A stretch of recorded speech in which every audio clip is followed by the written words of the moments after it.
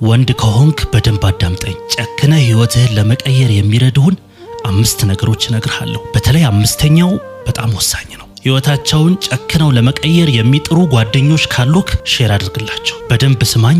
አንደኛ፣ ስሜቱ በጣም ከባድና የሚያሳምም ሊሆን ይችላል። ምናልባትም በህይወት ያልተለማመድከው ነገርም ሊሆን ይችላል። ሰዎችን ማስከፋት ተለማመድ። ለሁሉም ሰው እሺ ማለትህን አቁም። ለሁሉም ሰው እሺ እያልክ ከሆነ በዚህ ጊዜ የራስህን ህልም እየገደልክ እንደሆነ ወቅ። ለራስህ እድገት ሲባል አይሆንም በማለትህ የሚቀየሙ ሰዎች ካሉ ይቀየሙ። ያንተ ህይወት የሌሎች ሰዎችን ህይወት መጠበቂያ ቢሮ አይደለም። ይህንን በደንብ ወቅ።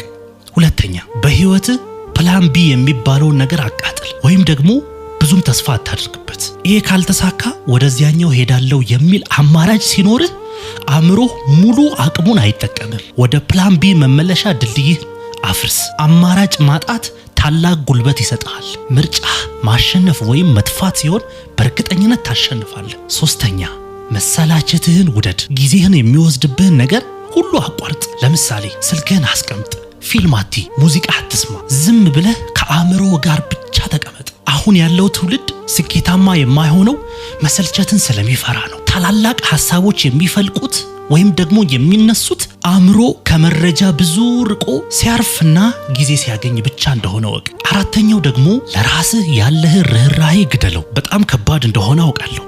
ዛሬ ደስ አይለኝም፣ ደክሞኛል፣ ነገ ይደርሳል የሚሉ የውስጥህን ድምጾችን እንደ ውሸታም ጠላቶች ቁጠራቸው። ለራስህ ማዘን ስታቆም ዓለም ላንተ መታዘዝ ትጀምራለች።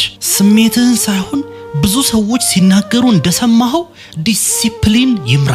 ስሜት ተለዋዋጭ ነው፣ ዲሲፕሊን ግን ቋሚ ነው። 5ኛውና ወሳኙን ነገር ልንገርህ። መገፋት ወይም ደግሞ ሪጀክሽንን እንደ ስፖርት ቁጠረው። ሰዎች አንተን ወይም ሐሳብህን እንዲቀበሉ አትጠብቅ። ሆን ብለህ ሰዎች እዚህ ቦታ ላይ ከገባት ትከስራለህ የሚሉህ ቦታ ላይ ገብተህ ሞክር። መገፋትን ወይም መውደቅን መፍራት ስታቆም በራስ መተማመንህ ጣሪያ ይነካል። ስኬት የሚገኘው ብዙ ኖዎችን ስታልፋቸው ነው።